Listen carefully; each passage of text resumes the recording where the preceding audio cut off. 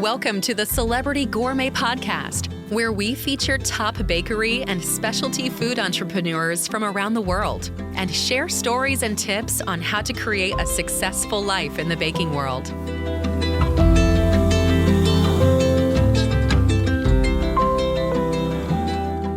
Hi, I'm Odette Danello, the host of Celebrity Gourmet Podcast, where I interview specialty food entrepreneurs, especially women, to hear how they live their creative lives and share their adventures in running their businesses. I want to encourage you to go back and check out our past episodes with Natalie Blyfus, founder and CEO of Pie Bar in Seattle, Washington, Katie Pope, founder and CEO of Blue Star Donuts of Portland, Oregon, Patty Stoba of Patty Cakes in Arkansas, Bronwyn Weber from Bronwyn Cakes in Dallas, and Becky Palermo of Creative Cakes in Chicago. Today, I'm so excited to talk to Nancy Becker and her daughter, Bridget Greaney of Two Betties. Two Betties is on a mission to make better-for-you snacks without sacrificing taste. It's a nutritious and delicious mini-shaped donuts made with simple ingredients. Their story is Bridget was in college and she made the product in between class because she couldn't find nutritious snacks. Everybody loved it, and her mom encouraged her to look into creating a business venture. She asked her mom to be her partner, and here we are. So today's episode is brought to you by Celebrity Gourmet Ventures, Celebrity Cake Studio, and Dragonfly Cakes. It's my family-owned and operated specialty bakery in Tacoma, Washington. At Celebrity Gourmet, we have been baking joy into all of our artistically designed cakes and desserts for 25 years. We are proud to work with our vibrant team of cake designers and bakers who will help you celebrate the sweet moments in your lives. To learn more about how you can celebrate yourselves or the ones you love, visit celebritycakestudio.com and dragonflycakes.com or email us at info@celebritycakestudio.com. Before we start our chat with Bridget and Nancy, I wanted to give a shout out to Bob Burke. Bob Burke hosted a natural product sales seminar in Boston back in December, and that's where I met Nancy. If you would like more information on how to scale and manage your CPG business, you can find Bob Burke at naturalconsulting.com. Well, here we are. Thank you so much for being here, and nice to meet you, Bridget. Nice to meet you. You were not in Boston. I met your mom there, where we had a really nice chat, and I just wanted to just introduce you and maybe have you tell the story because you had started the business. Like, how did you start? Yeah, thanks for having us. We're really excited to be here, and nice to meet you as well. Basically, what you said, I was making, healthy snacks for myself out of a need for those snacks during college. I was between class and work and school, and at that time was eating like protein bars or meal replacement bars between those activities, thinking it was a healthy choice, when in reality, the nutrition was probably more similar to a Snickers bar. And I kept finding myself either wanting to keep snacking or feeling like an energy crash, wanting to take a nap. And in looking at, like I said, what I was eating, it really was the ingredients and the nutrition profile. So I went to my own kitchen and just took ingredients that I had that you can see behind me, like almonds, walnuts, pumpkin seeds, maple syrup, and honey, mixed it together and baked it. And out of the oven came something that was really delicious and really satiating.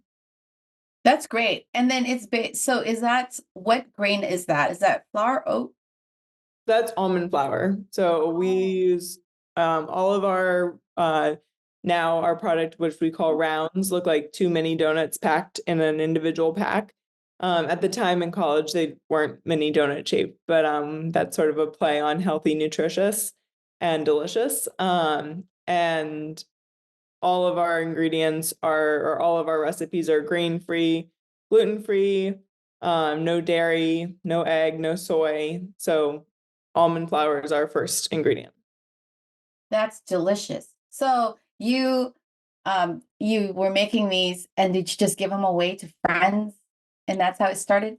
Yeah, first I was making them and like storing them in large Ziploc bags. It was kind of like a loose granola version of our maple cinnamon flavor, which is a popular flavor of ours. And my roommate started, taking a little bit and crumbling it up on their yogurt or asking like, what is this? Can I have some? And I kept making more because the bag kept like going, getting depleted. And then I was home over a break during senior year. I don't remember exactly what time of the year. And my parents tried it and they were like, this is really good and better than anything else they were eating. And then my mom, Nancy, who's here obviously with us, I had a previous business career in an office that was running like a health program for their employees. And so I brought some in and sampled it with some of her employees. And they, before I could even leave, the sampling event, they had emailed her, many people had emailed my mom asking for the recipe. And I never gave out the recipe. I just always made more. And that was sort of indicative to like, oh, well, if you can't keep up making making enough at home, maybe there's like some need for this product because people seem to really resonate with it. So Nancy, how did you provide all those snacks for did you just ask Bridget to make more for your office? And how did you end up scaling it so now you're in all these stores? Yeah, well, there's a lot behind that. Well, at the time, I was a partner in another company, and we luckily, as time would have it, I was sunsetting over there and able to help focus when she asked me to help her on, how can we take this to market? And of course, we looked at co-packers and we looked at doing it ourselves, and we were fortunate. We manufacture out of Baltimore. We're from Maryland originally, and we were able to do that in a way that gave us the control over our costs, our R&D, and our food waste. You probably know, and this industry knows, co-packers have minimum order quantities that, when you're just starting out, are way excessive. And we Absolutely. knew we couldn't do that. So I had the wherewithal. Me and my husband are the investors, and we're doing fine, knock on wood. And we've been able to, as Bridget always says, Mom, let's not get ahead of our skis, and we haven't. We continue to scale as makes sense. And now we So have you a have team. Yeah, I mean, day one, Bridget was making the product. I was fulfilling it. We haven't done that in years. so you have your own facility. You're not Mhm. co-packing. Yeah, we are Yeah. not packing. And that was so again, like not coming from the food space. I went to college at the University of Wisconsin-Madison, which has a great food nutrition and legal food nutrition program there. And I studied anthropology and political science, which has nothing to do with food and nothing to do with business, although you could argue otherwise. And my senior year, instead of graduating early, I ended up taking some classes in like food law and nutrition, and was, fortunate to be able to do so because those professors were really helpful when I started to wrap my head around like what I wanted to do here. And co-packers and co-manufacturers, is still, very much relied upon for food startups to get just production underway and even to get R&D underway for products to launch a business around. But there's a reason there's not a lot of mini donut shaped snack products because a lot of the co-packers don't make mini donut shaped products. They make bar shaped products or cookie shaped, round shaped product. And our dough is not similar to a cookie. So in talking to co-packers out the gate, for a business that didn't exist, for two co-founders who were mom and daughter and had no experience in the food space, they were not interested in really hearing much more about what we were planning to do, which I totally understand. We had to kind of go prove concept, and in proving concept and getting our own space in Baltimore, Maryland, it just has continued, like my mom said, to make sense for us to continue to manufacture ourselves. Um, but that was the reason out the gate, was just, there wasn't a lot of interest to help to support making this type of product in this shape. Absolutely, because when you hire a co-man, there are minimums, and your product will have to fit in the line and the Yeah. equipment that they have already. Yeah. So they can't be installing some extruder for donut shapes. Right, Yeah, and and we're even gluten-free, okay? yeah, So there weren't Right. a lot of gluten-free manufacturers, co-packers. there's more now, yeah. And even like what you just mentioned, the minimum order quantities, like there was one that was interested that had the capabilities for gluten-free manufacturing, but again, hitting those minimum order quantities, not knowing necessarily what like consumer interest would be of the product or how to even drive sales effectively for our product at that time. It just didn't make a lot of sense to commit to like thousands of units of product where the probability of food waste is high, which we're not supportive of. So that's just been sort of how we've gone about making our product and making the decisions around manufacturing ourselves. So when you started manufacturing yourselves, who were your ideal customers to begin with, and who are they now? So I think coming from a business background, my co-founder and mom, I was fortunate to have her there alongside me, when we launched, because she had really good advice, which was that we need to go figure that question out, right? Instead of just making an assumption. And we went and stood outside of a couple grocery stores right after I graduated that summer. And we had, iterations of the product. The product at that time, we were playing around with the donut shape of it. And we were playing around with different flavors within, variations of the flavor. I said that maple cinnamon is sort of the original flavor, still exists, still a product we offer. We took those in smaller Ziploc bags and stood outside of grocery stores asking first a snack survey that we came up with, just general questions around consumer snacking. And then if they finished that portion of the survey, we introduced and offered them the opportunity to continue on to a survey, actually sampling early versions of the product.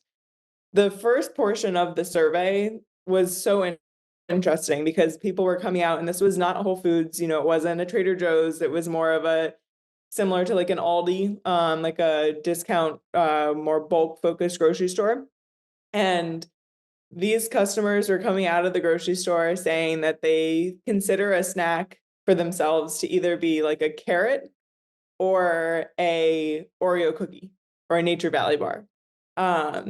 And so one of the things, and I didn't mention this earlier, but like one of the things too that I was finding for myself when I was at college is like you could have the cookie or brownie, or you could have like raw fruits and vegetables, but like the in between, but the in between of those two things, like there wasn't a lot of options. And you could either go in between and like go super healthy, like kale chips, which are kind of gross in my opinion, or not palatable to a lot of people. And then, or you could try to do like higher protein snacks and things like that, but they have a lot of artificial ingredients and a lot of funky things going on, artificial sweeteners that maybe just aren't, again, palatable, and nutritionally, like I said, sometimes no better than just eating a candy bar. So from that experience, that's always kind of shaped our focus on our customer. It's driven by the customer. So, people have always been like, well, why aren't you in Whole Foods yet? Like, because the Whole Foods customer knows, like, they're more savvy in terms of nutrition and, what types of food choices they're making. We're trying to make a snack that is nutritious and delicious for the average consumer, someone who might think an Oreo, a couple Oreos is a snack, when in reality, that shouldn't be a snack because that's more of a dessert. And let me add, when we did the survey, Bridget knew, I said, we have to see if this is a wow product. And so when they finished the first part of the survey, which was general questions on how they snack, then we offered them our snack and said we were representing a snack company. It was interesting. They never asked who. Yeah. And they signed a waiver. Yeah, Odette. Yeah. We took a leap of faith, and so did they. But anyway, people would bite into it. And I counted 8 out of 10 people were like, wow. And the other 2 were like, oh, this is okay. This is good. And so I knew right away she had a wow, other than friends and family. Because I knew friends and family can oh, we love it, but this was interesting. And really propelled us to get more serious about, okay, what do we do next? But first was figure out the customer. And to Bridget's good point, we realized we could be approachable to just about any consumer, not just those that are already predetermined to go to a Whole Foods or, whatever. So what did you do next? From that point, right, it was like, okay, we have a product that would be interesting, I think, on the shelves. And we worked with a local chef in Baltimore to make sure the flavor was there, across a couple different SKUs. And then we worked with a food scientist out of the University of Maryland to make sure that what I was making at home was, safe to consume and scalable for shelf life to support distribution. And then beyond that was, just basically establishing the brand and launching online, which was, I think that's a really easy place to start. You can throw up a website pretty easily and cost effectively these days. And it can be your full branded experience, where our packaging at that time was not anything to write home about. It was just clear packs with little hand applied labels that,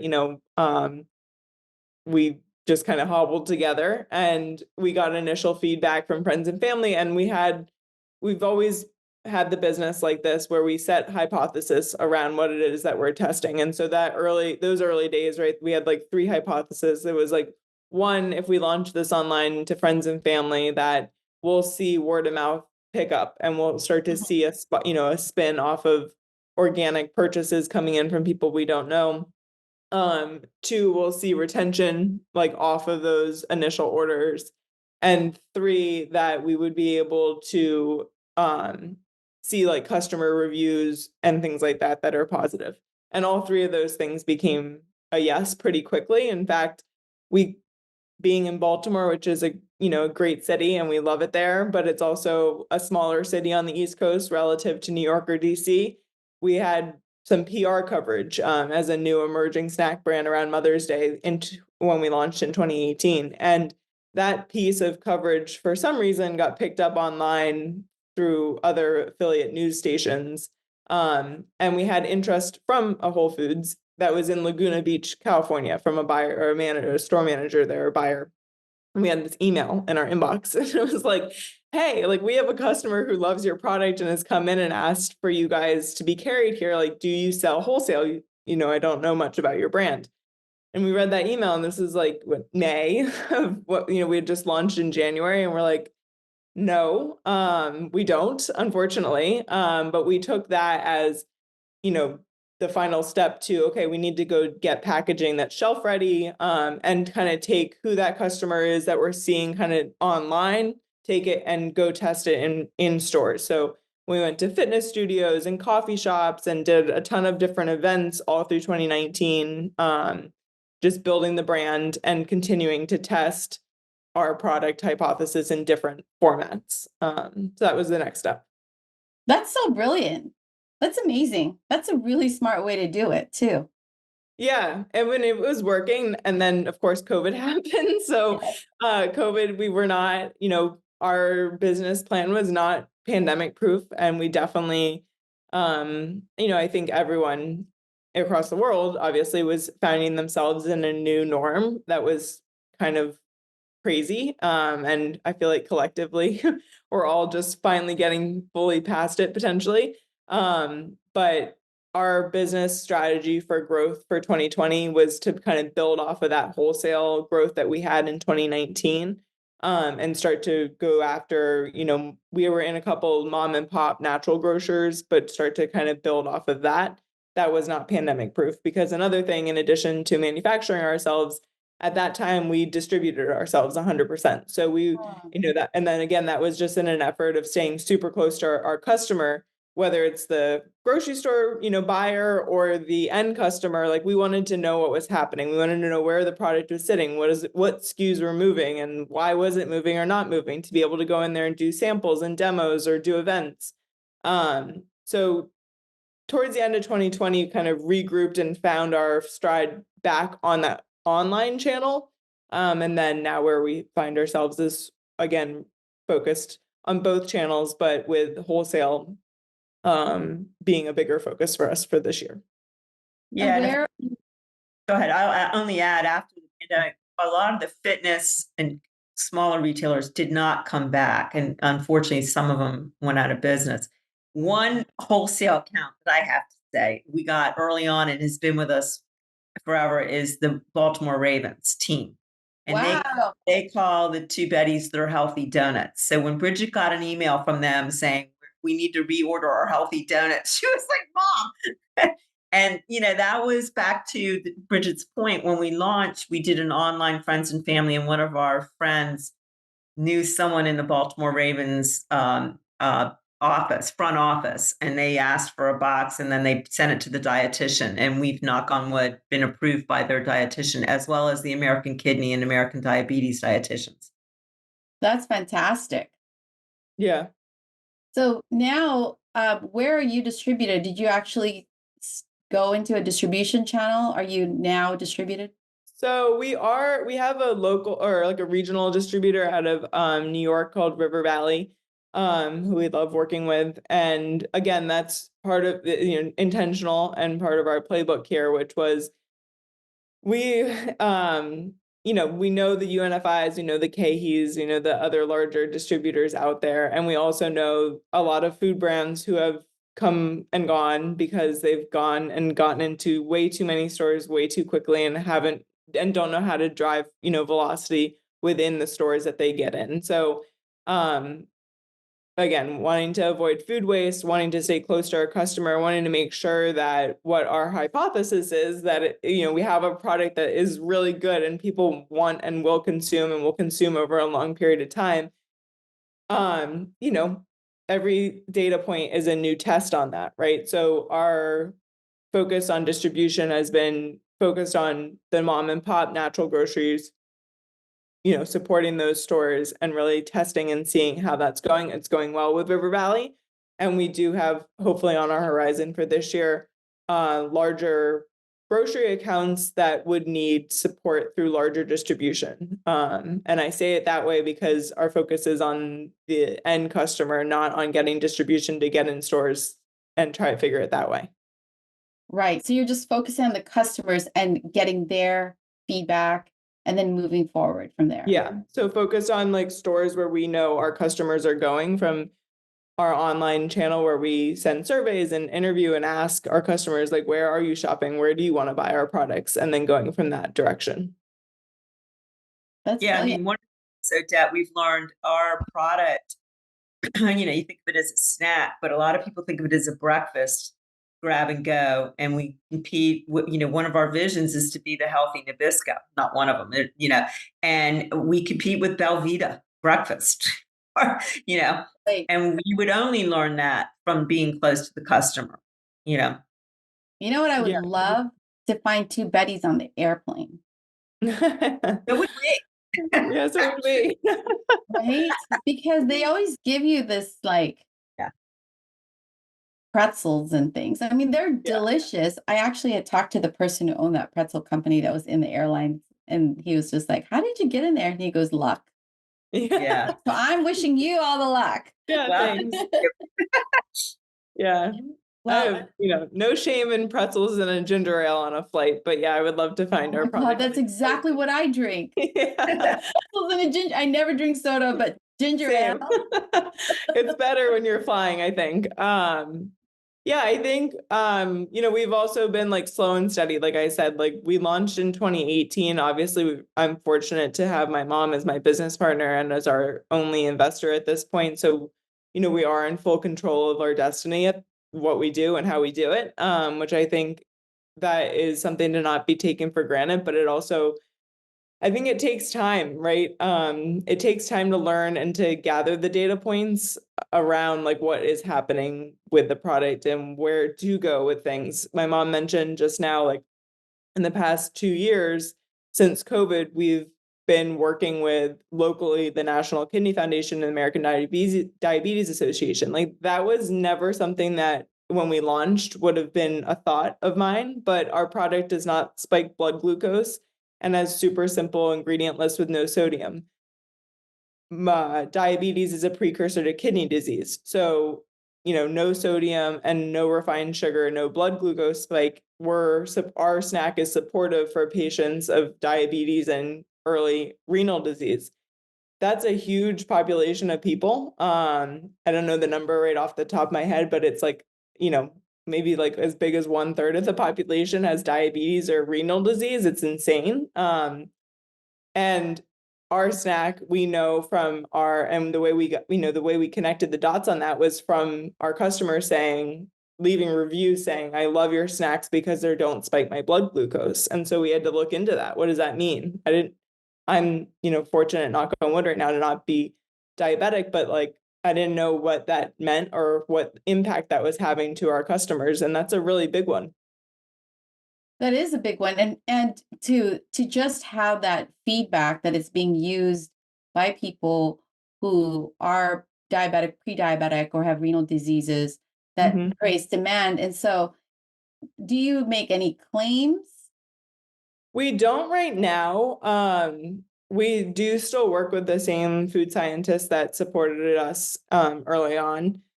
And I'm smiling because so many of the people early on that supported us were just doing it because they like loved what we were about. And now it's fun to have her like working for like more established working for us.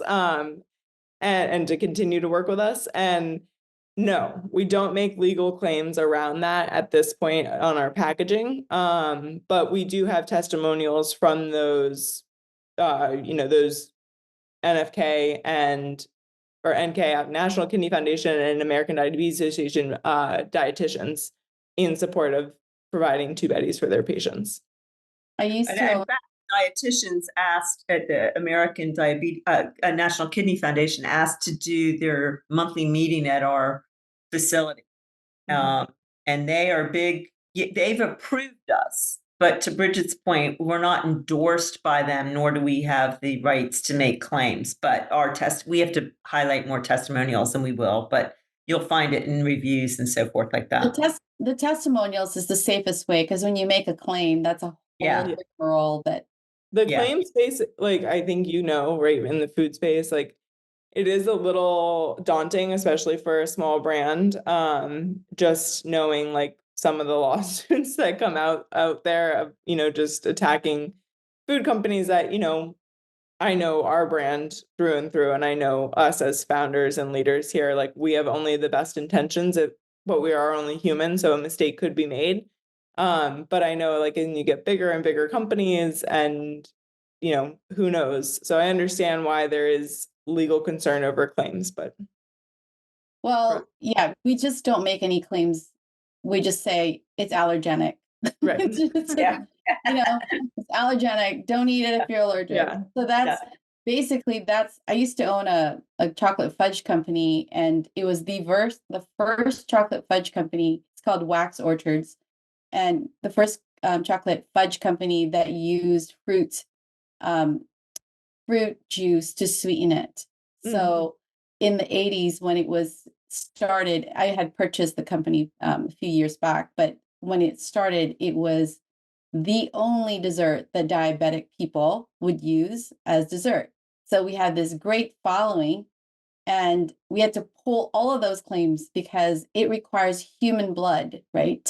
Right. To get it's a lot. But Yeah. I do feel that if there is that demand, it becomes this crucial part of people's lives, because it's like their lifeline Mhm.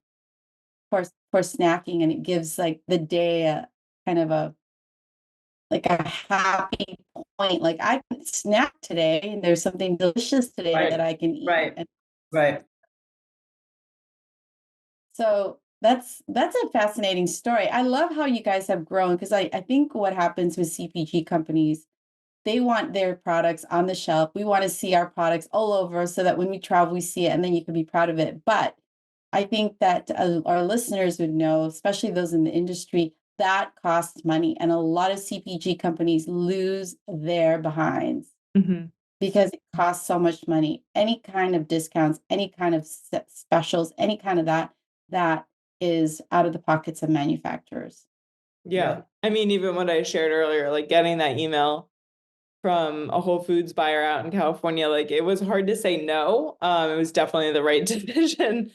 Because even now, like thinking about that, how little I knew, even just around what you just said, pricing and promotion. Right.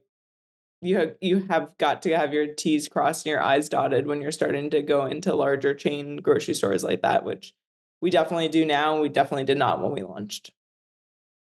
Well, do you guys co-pack for other people? We Or don't. you just might? We don't. Our facility right now is 100% for us, although we do have capacity in terms of time within our facility that could for another brand. And we've been approached and are considering that. But at this point, no. Okay. I'm just thinking about it because there's so many people are looking for gluten-free Yeah. co-packers. Well, co-packers, If period. someone's looking for Trustworthy. if someone's listening and looking for a Baltimore area gluten-free baker, we may be a resource for you and would definitely know how to point you in the right direction. But yeah, we don't currently have any other brands that we're co-packing for. Well, that's great that you're there and ready to go, hopefully, if the need Yeah. rises. I mean, Yeah. that might be Yeah. a great opportunity. But I just wanted to, I have another question. So I run my business with my daughter. Mhm. How is it running a business as mom and daughter team? I think it's fun. I mean, the pause, mom, maybe you want to jump in and answer. I'll Um, let you go, girl. You're the I boss. mean, we're very fortunate to have always had a very good mother-daughter relationship. And I think if that wasn't the case, we would never have even considered launching a business together. Obviously, any relationship, right, takes communication and it does take work. And I think that's, no exception when it's your mom as your business partner. But we are fortunate to have just totally different approaches to things, different views on things, different age points of reference, different experience points of reference. My mom had, like I mentioned, a business career in a totally different space, and I'm doing this out of college. So in that, I think it's constantly working towards that middle ground of seeing like where one's perspective is, where we can meet in the middle. And in that space, there's a lot of opportunity. And it's been really fun. That's And I great. would add a couple things. One, when Bridget was 5, she says she was 7. We went to a large known consumer retailer for me to pick up a birthday gift. And they were a mess. I was looking for like an Oxford shirt. They didn't have anything organized. It was a mess. I couldn't get a box with tissue paper, blah, blah, blah. We get in the car to leave, and she goes, Mommy, they're going to go out of business. Now, I couldn't even spell business until I was like 25. I didn't know what a business really was until maybe I was 15. So she just shared that because she's always had business and brand in her blood. And anyone that knew her as a little girl on up through her formative years would attest to that. So I knew getting into a partnership with her because I had gone to business school late in life. And I told my good friends now that were in my class with me, don't let me ever get in a family business, because we did a family business segment and they were a mess, but they were not mother-daughter. They were usually husband, wife, and mostly father, son, and generational. So Mhm. I went into this like, whoa, okay, but I would only do it because of what Bridget said. We had good communication, we'd been battle tested. Secondly, being a partner for 38 years with some guys in a business to business publishing world, I know what it takes to have a good partnership, and you have to trust and respect each other, and you have to be able to divide and conquer. And we do that very, very well. And what she said is all true. When we don't agree, we come at it from different perspectives, and we're always able to find, a middle ground. But oftentimes she's off doing her thing and I'm doing my thing, and away we go. So what's your role in the business versus Bridget? I primarily make sure our back office is buttoned up, because so legal, accounting, God forbid, all the damn certifications and government crap and insurance.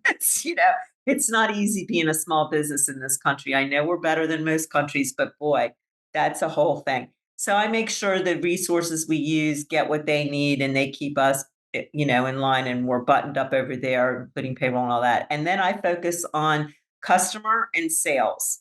We have a sales effort, a sales team, focused on sales, and that's my main area. And then Bridget is mostly, she'll talk about it. She's all product. She's chief product officer. I'm chief customer officer, because you got to have the product right, you got to have the customer right, and or no matter what you're doing, you're gonna be, that. And so then she takes it from there into bring. She's brilliant with brand and marketing and handles our website, our retail, all that stuff, and a lot of other things. That's a great partnership. That's like all there is. You need. Yeah. Knock on wood. We're pretty, yeah. That's amazing. Doesn't mean we haven't had our moments. Oh, I relate. I relate. I know. We're Yeah. human. So now I have one last question. Um, Bridget, if you were to talk to your younger self, what would you tell her? And same question for you, Nancy. I think confidence, right, is a big one. And I think that's something that continuing to learn, but just really being confident. I think some of what even is shared in this conversation, right? I think sometimes waiting to get more information to be confident to go forward. Like there's also, you just need to trust that like what you're doing is good and go. And I think we're there now, but the first couple 2 years into our business, like we were a little slower because a little lack of confidence around what it is that we were creating and building. Oh, beautiful. How about you, Nancy? I would say make sure you're passionate about the mission you're on. And I think, that really served us well during the pandemic. I mean, when the wholesale channel kind of folded up on us and it was growing like that, but they didn't want emerging brands. They wanted their legacy brands, as you know, when supply chain, they wanted Utz potato chips and Oreo cookies. And I mean, too bad I couldn't go in and do demos and interview. We were still so passionate about what we were doing to help improve people's snacking lives. And we knew that there were millions out there that were fed up that we still had yet to reach. So that having that North Star and having your passion and knowing, I would tell my younger self, just follow your passion and make sure, you're checking in on it because you don't want to get lost on the passion. But as long as you know that, and when our online channel continued to keep us in business, we knew, okay, we got to stick with this. Oh, I love that. Speaking of passion, I just did a webinar for IDDBA yesterday about passion. Oh, wow. Yeah, integrating your passion with your professional and personal life. I'll have to send you the deck. Yeah, I love that. Yeah. Well, thank you so much. It was so great to talk to you and hear about your story. I learned a lot. I'm super inspired, and I hope our listeners are too. And I'm going to be visiting Maryland. Oh, you got to come. I'd love to see you guys. Yeah, definitely. Probably when are you coming? Sometime in the summer. I have a niece who is a new cute little baby that I've been wanting to visit. So, and she lives in Baltimore. Great. Let us know. Definitely. Thank you so much. Thank you. Thanks for listening to the Celebrity Gourmet Podcast. We'll see you again next time, and be sure to click subscribe to get future episodes.